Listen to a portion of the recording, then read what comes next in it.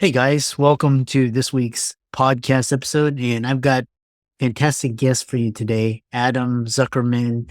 And he's a founder. He makes estate planning and end of life tasks easier.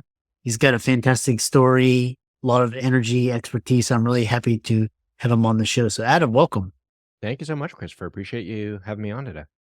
Yeah. So, you have an interesting background. Talk about you're an attorney, you got an MBA, you also worked in finance. So, talk about how this all led to what you're doing now. Yeah, it all led to Buried in Work, the company that I founded by accident. As you said, my background's a little bit atypical and unusual. I'm an attorney. I have an MBA. I've worked in finance. I was at a hedge fund that grew from 250 million under management to 1.2 billion while I was there on the ops side. I was Discovery Channel's parent company's intrapreneur and futurist, which meant boring things like go fix file sharing to exciting things of we have somebody jumping off the top of Mount Everest in a wingsuit. How do we make the show better? Or go invest in startups as a VC.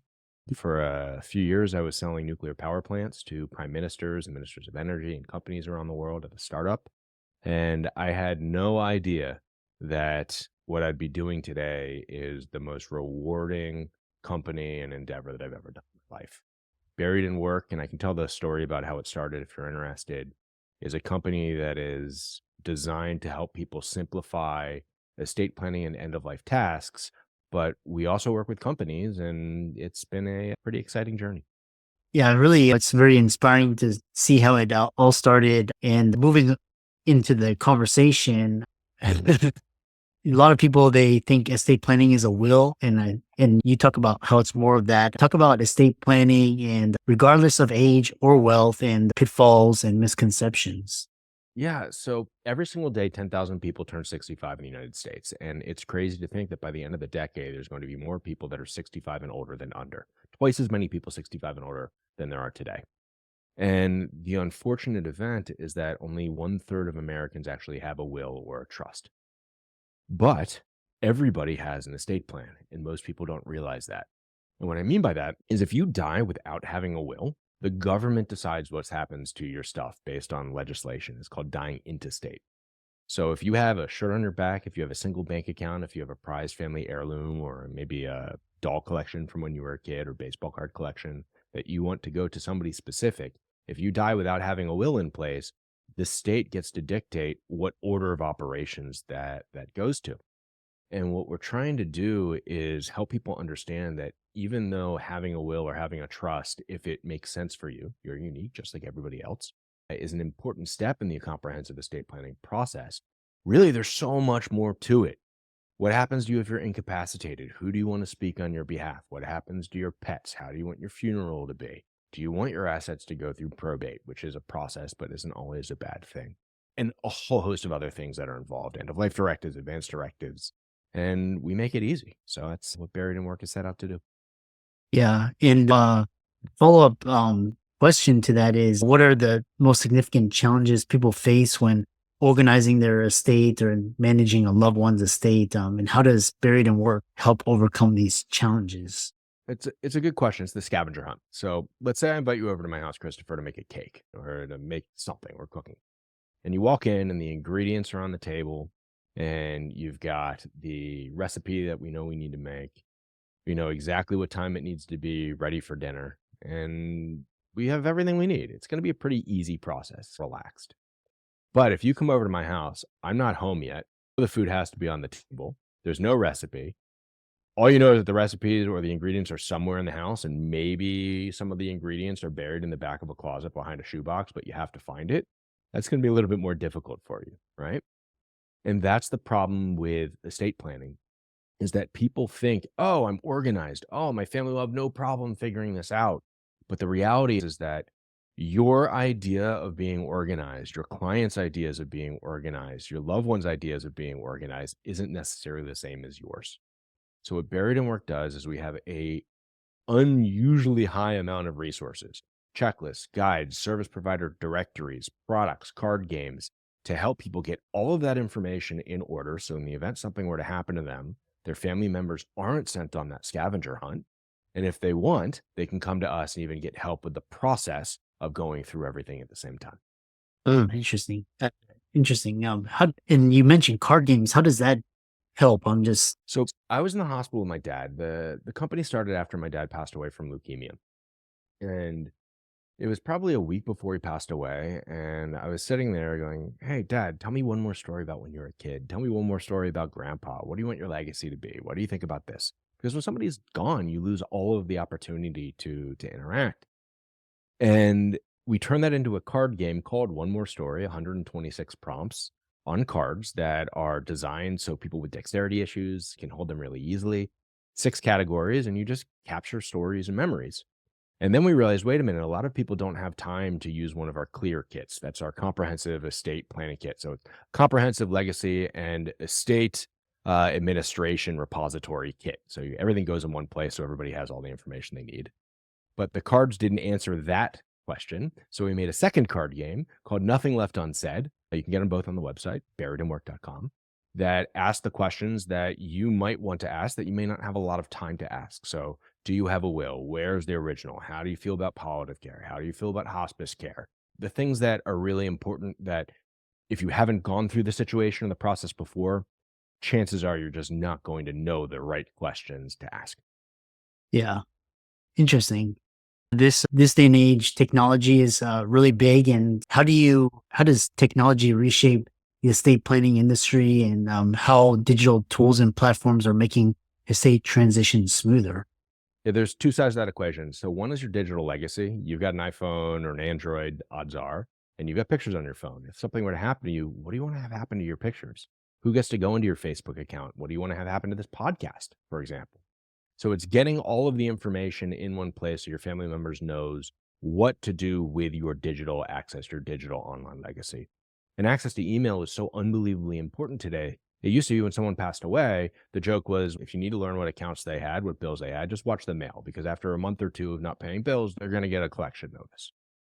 But today, that's very different. Those emails oftentimes goes to somebody's email. So unless you have access to their digital information, you're going to find yourself on that scavenger hunt. The other side of the equation is that there's a lot of technology advancements that make estate planning easier. Our website's an example. Some websites use AI to create wills and trusts and other documents to gather legacy information. And what we're doing is acting as that hub online. So if you need a will, you can go to our website. There's a menu that says, I need dot. You can say a will. There's a quick quiz where it'll ask you some questions about your situation and your estate, because again, you're unique just like everybody else. And it'll give you a recommendation. It'll say you can do it yourself. Here's all of the resources that you need to do it yourself. Here's a high level template. Here's all the restrictions and requirements to make a will valid in your state. Or you've got a medium complicated estate. Maybe you want to use an online system, or if you're really complicated, here's an attorney directory or another company that you can go with. So whether it be AI, online directories, new approaches, technology is changing everything in the estate planning and end of life task game. Yeah.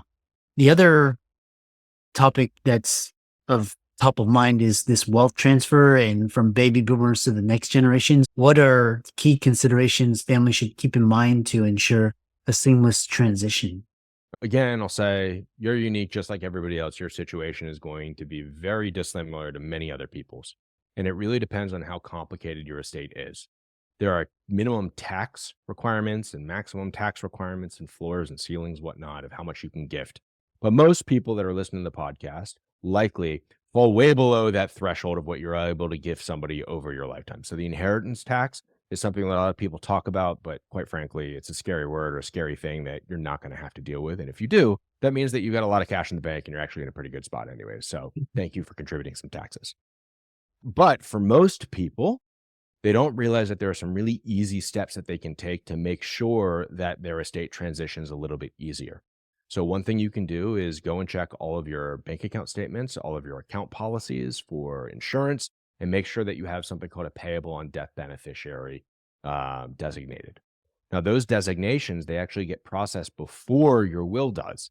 So you can say, I want this to go to my spouse or my kids in this specific percentage. And if something were to happen to you, it is immediately processed because it is a contractual relationship and those assets don't have to go through probate. So there's some neat things that you can do. Come to the website. We can teach you a lot of those things. But the trick is, first, start. You need to gather your information, understand what you have, engage a service provider if you need help. and tell your family members or your loved ones that are going to be impacted what you're doing. Because if you start and you don't tell people what you're doing, and then they need the information and they can't find it, it's as if you didn't do anything at all. Yeah. Yeah, you mentioned the purpose of estate planning is to avoid probate. Talk about the tax, legal, and also financial elements that should be included in a comprehensive estate plan, and how can people ensure they're making informed decisions? So when most people think of an estate plan, it is to efficiently transfer assets and wealth after somebody's passing. A lot of people think that probate's a really bad word, and it's just a process. It's not good, it's not bad. It's just a process that has different ramifications than if you have something like a trust.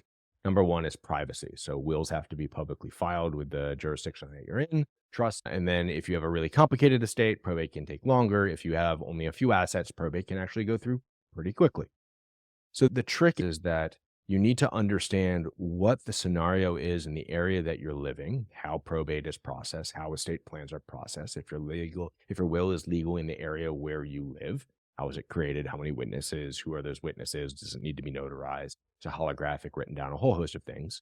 And the trick there is you need to start. So if you don't start, you're going to find yourself at the worst time possible trying to scramble. Instead, if you start now, get organized and figure out what your local jurisdiction's requirements are, your comprehensive estate plan that is not just a will, not just a trust, but literally all of the information gathered. So in the event that you got hit by a bus and were in a hospital but couldn't talk for 6 months, your family members could step in, water your plants, take care of your pets, transition everything, and in the event something actually happened to you, they know exactly what your wishes are and they're not left guessing. And that's what Buried in Work does. We get you prepared so your family doesn't have to start guessing. Yeah. Really. And how does Buried at Work help with modern diverse family structures, either blended or LGBTQ? What unique considerations are made there? Yeah, great question. We have resources for end of life and funeral planning for multiple different viewpoints, perspective, cultural traditions. It seems like you actually were on the website and did some homework. So thank you for that. If you're Jewish, if you're Hindu, if you're Christian, if you're secular, if you are LGBTQ plus, we have traditions and explanations and prayers and hymns to help you plan your end of life funeral, including forms as well. We want you to come to us, get the information you need in a time of grief and make it a lot easier. And if you're a blended family, there's considerations. If you need help figuring out what the 56 steps are to take in a checklist after somebody passes away, guess what? We got a free checklist for that too.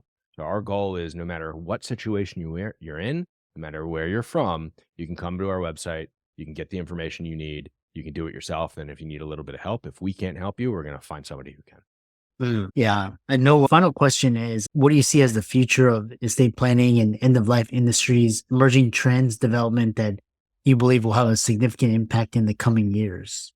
I think there's going to be consolidation in some respects. It's going to be easier for a lot of people to take advantage of it. Traditionally, most people think of estate planning as only for the rich and the wealthy, and that's just not true. We're going to see more companies offering benefits to their employees.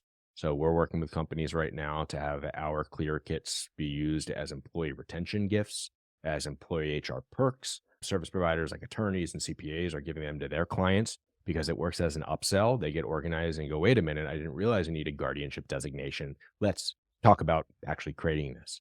So I think there's going to be more conversation, more acceptance, and more reality and access to a variety of the service that we offer. And how can people find out more about you and check out your services and see if it's a good fit? Yeah, come to buriedinwork.com, just like it's spelled, buriedinwork.com. We're on Instagram, LinkedIn, Facebook, the web. We'd love to hear from you, so send us a note. Yeah. And for all the audience, let's thank Adam for coming on and check out his work and start planning. The best time to plan is before you need it. And that's where Adam comes in, and give his socials a like and follow. And thanks so much for coming on. Christopher, we appreciate it. Thanks again.